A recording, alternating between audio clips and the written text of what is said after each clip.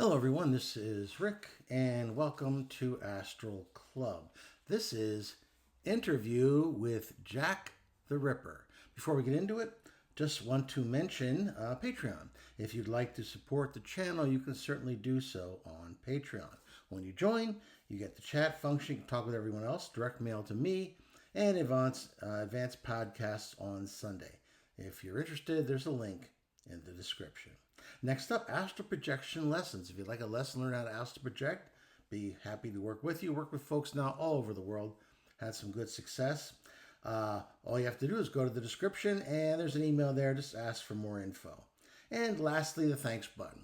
If you feel drawn to throw a couple of bucks Astral Club's way, you can go down there and hit that thanks button, and it'd be very much appreciated. Okay, let's get into it. Before I start, I just want to give a strong warning. We're talking about Jack the Ripper here. This is not Sesame Street. It's rather intense.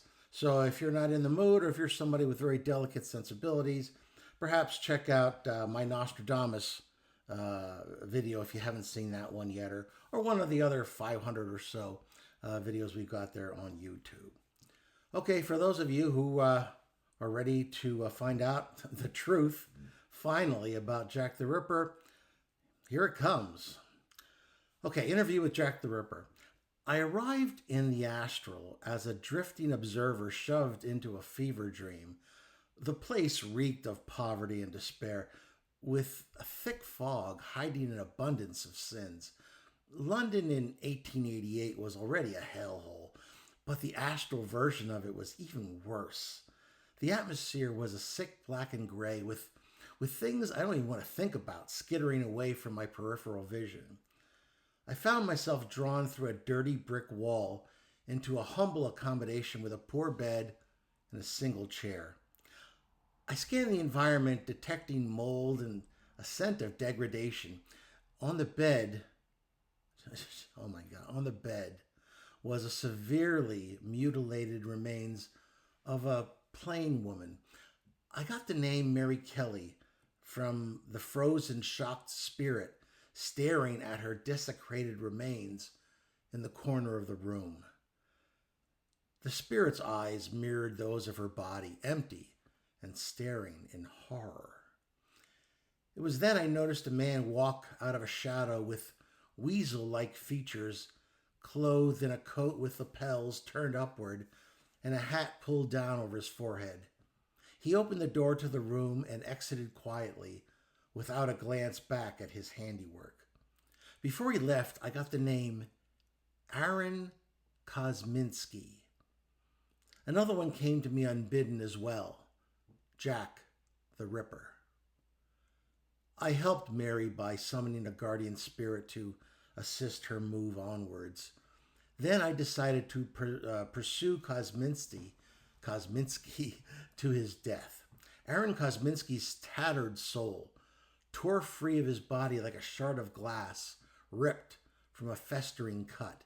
It was 1919, and I found myself in Leavesden Asylum. He stumbled forward, dripping psychic residue the way a slaughterhouse floor drips blood. His first breath was a silent scream. Kosminski looked like skin and bones. His death had been very painful. I got the word gangrene, along with a putrid smell of rotting flesh, filling the physical and astral realms. The noise, he gasped, gripping his head. Why is the noise gone? Where is... Welcome to the other side, I said. Don't get too comfortable. He turned toward me with the eyes of a man who had lived inside a nightmare so long he'd forgotten waking was an option. Who are you? Rick, I said, astral traveler, part-time interrogator of dead killers, professional sarcasm distributor. His lip twitched, a confused attempt at a smile. This is not real. It's more real than what you left, I answered. That fog behind you, that's your mind leaking out. He spun around. Shapes moved in the fog.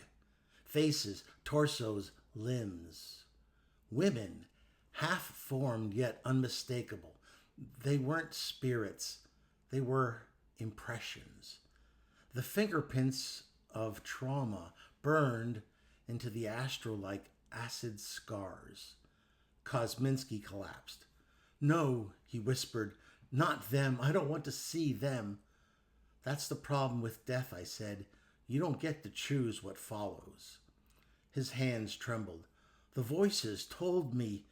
They said they were shapes of women to deceive. They told me to open them to find the truth inside. And did you? I asked. He looked up. Horror twisted his features. I found nothing, he whispered. Only more silence.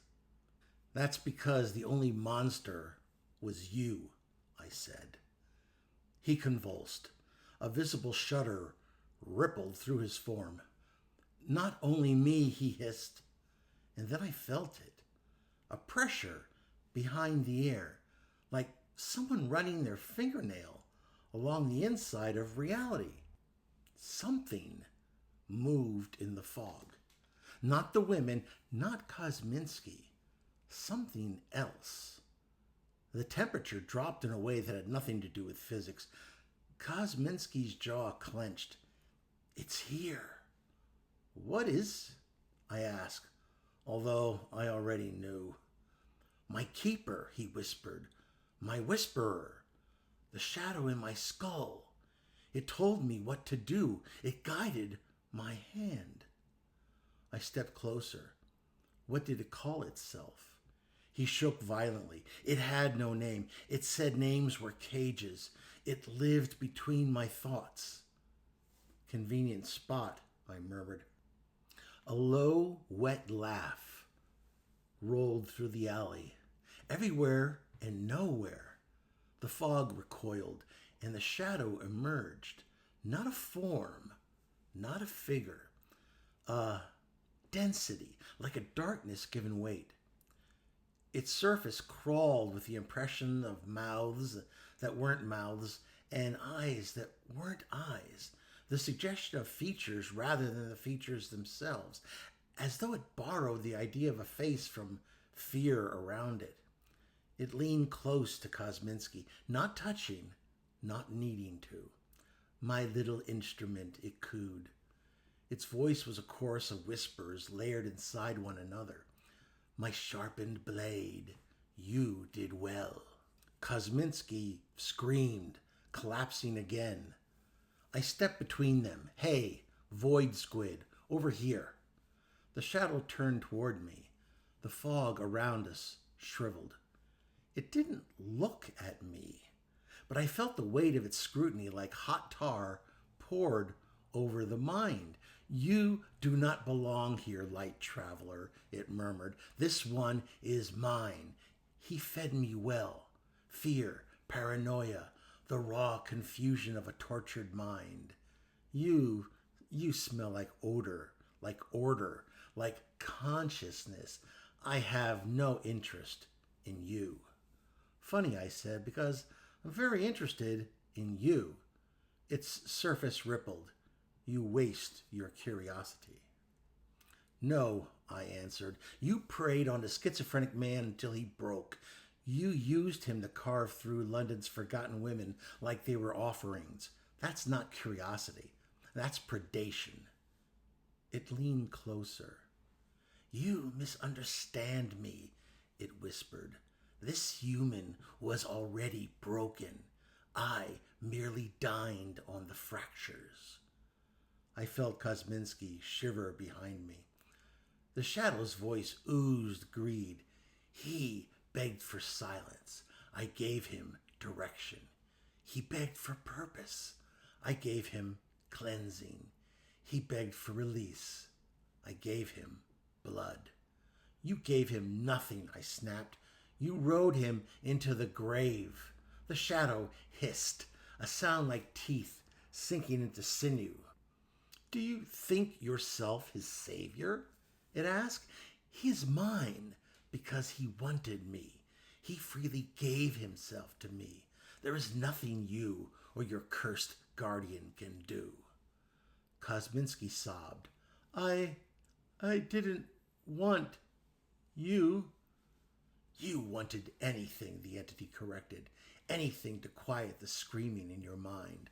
I offered the illusion of quiet, and you accepted. Kosminski's voice broke. I was sick. I needed help. The entity's tone turned tender, horribly so. And I helped. I helped you cut open your nightmares. I helped you relieve the pressure. I helped you become the thing they feared so you would never again be prey. I'd had enough. Back away from him. The shadow tilted, amused. Or what? I'll unmake the anchor you still have in him. A pause, a tightening, a shift.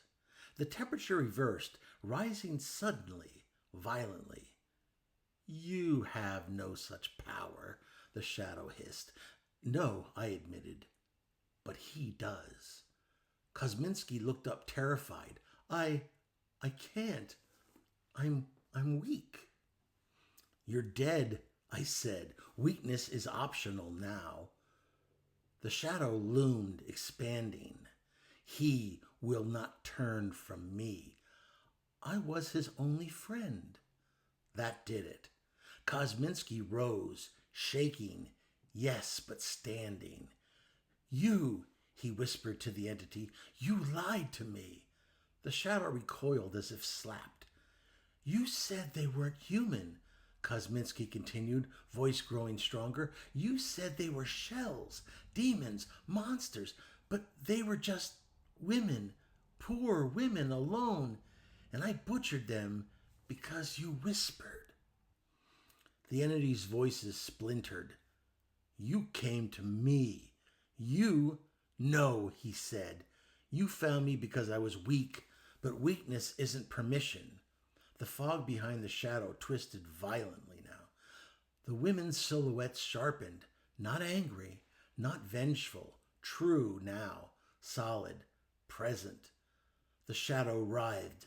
No, no, they are not allowed. They're the truth, I said. Kosminski pointed at it with his first genuine strength he'd shown in life or death. You don't get to feed on me anymore. And the astral ripped open. Light, not warm, not heavenly, but neutral, merciless clarity poured into the alley. The shadow shrieked as if flayed. The women's silhouettes advanced. The entity dissolved, not destroyed, but stripped, losing its grip on Kosminski, shrinking away into the sub-layers of the astral like mold retreating from flame. When it was gone, nothing replaced the silence. Kosminski fell to his knees, exhausted, empty. Is it over? He asked. No, I said quietly. Now the real work begins. He looked at the departing silhouettes. I can't face them. You just did, I said, and you didn't look away. Kosminski wept, a sound that no longer echoed with madness, only with the raw grief of someone seeing his own life without distortion. I placed a hand on his shoulder.